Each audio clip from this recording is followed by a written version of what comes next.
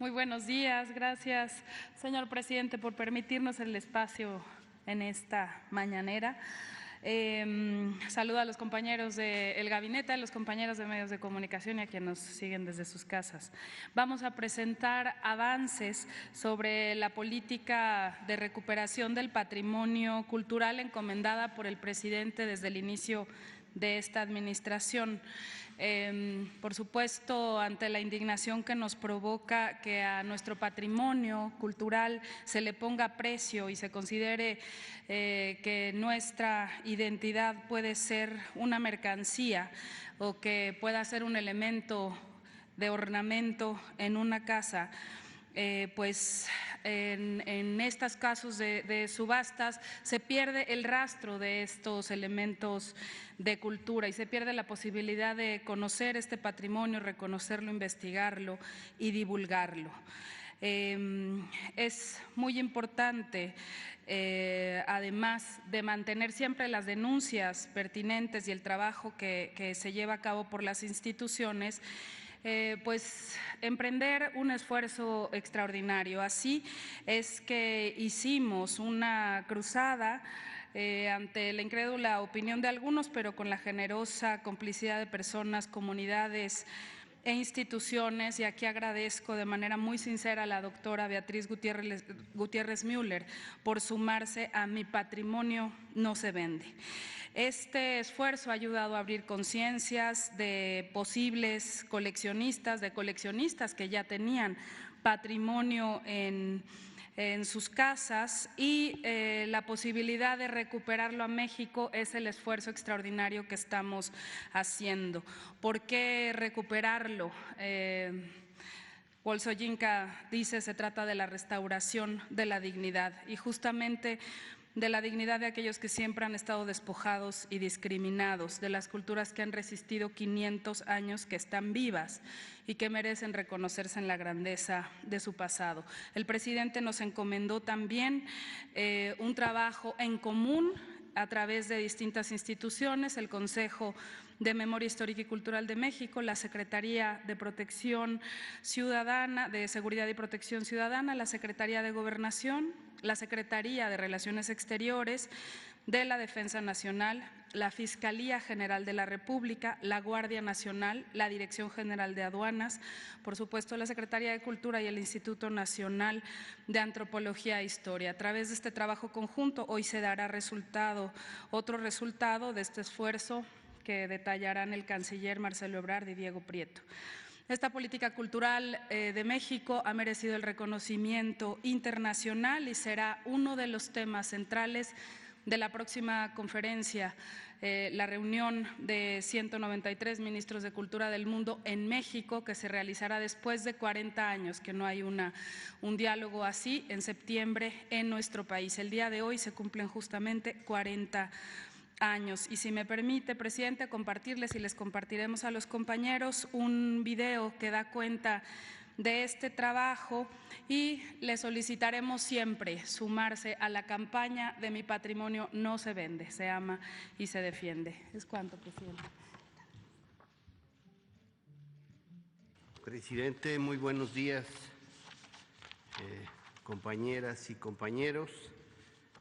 Me complace mucho, como lo señalara el presidente desde el jueves pasado, informarles que dentro de esta política de recuperación de patrimonio cultural que se encuentra de manera ilícita, evidentemente irregular en el extranjero,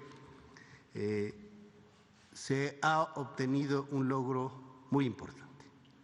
Por supuesto que el Instituto Nacional de Antropología e Historia, en sus 83 años de vida, jamás había tenido el respaldo que tiene ahora del Gobierno de México, de la Secretaría de Cultura, de la Secretaría de Relaciones Exteriores y en general de todas las instituciones gubernamentales para cumplir con la misión que nos plantea la ley de la materia en el sentido de recuperar el patrimonio cultural que se encuentra en el extranjero. El día 11 de julio llegaron a nuestro país 19 cajas que contenían, como se ha dicho, 2.522 objetos o fragmentos de carácter histórico o arqueológico que hasta la fecha contabilizan 1,371 objetos relativamente completos que se encuentran ya bajo la custodia del INAH exactamente en el Museo del Templo Mayor.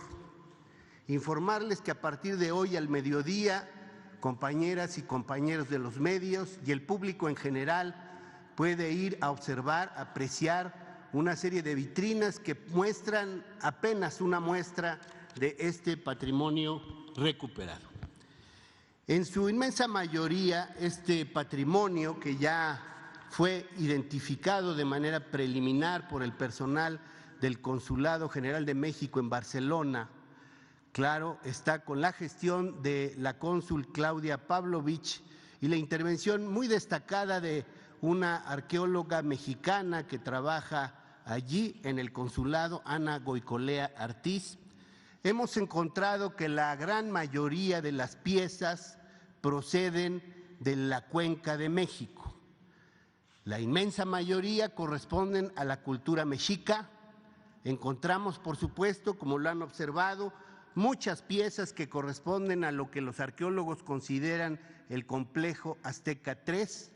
Algunas otras corresponden a la cultura texcocana y pueden ustedes observar que hay una diversidad de objetos, hay una colección muy amplia de malacates, de sellos prehispánicos, de material lítico, de obsidiana, de pedernal, algunas figuras de piedra, una serie de molcajetes y metates y por supuesto también una interesante cantidad de objetos de hueso, muchos de los cuales están esgrafiados y en su mayoría huesos humanos se constituyeron como herramientas u objetos rituales en el contexto de las culturas que habitaron la Cuenca de México.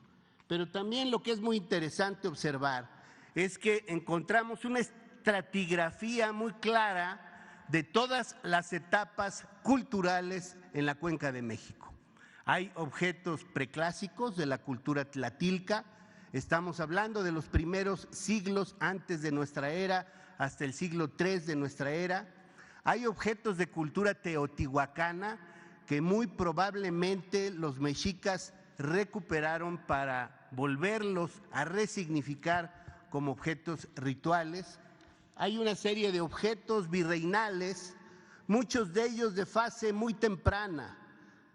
Las primeras figuras de caballos, por ejemplo, con una mano indígena muy evidente.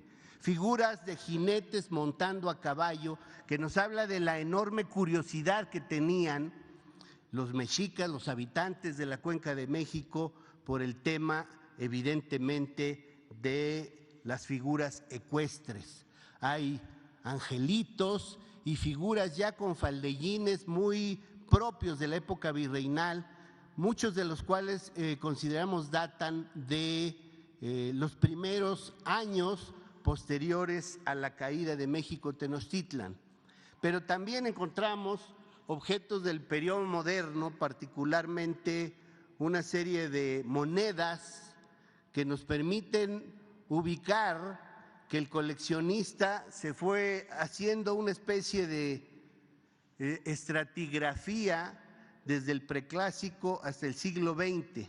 Sabemos por este hecho que una serie que probablemente estos objetos salieron hacia finales de los años 60 y principios de los años 70. Nos lo muestran las moneditas de 5 centavos que aparecen dentro del contexto de la colección. Por ahí incluso aparece un cenicero de algún hotel, donde queda claro que es una época temprana, los 60 o los 50, porque todavía eran 5 números, los números telefónicos que se utilizaban entonces. De manera que lo que podemos ahí encontrar es una suerte de historia cultural de la Ciudad de México. No encontramos objetos fuera de la Cuenca de México, salvo 3 que nosotros le llamamos los intrusos, pero que son de Sudamérica. El coleccionista incluso anotó en una tarjeta junto con un objeto que dice Ecuador, regalo 200 años antes de Cristo. Por supuesto que lo que corresponde es revisar la procedencia del objeto y si es de Ecuador, regresarlo al país al que pertenece. De manera que los invitamos a conocer esta interesante colección. Son piezas en general de formato muy pequeño, pero de gran valor desde el punto de vista iconológico, histórico y arqueológico. Es cuanto, presidente. Gracias.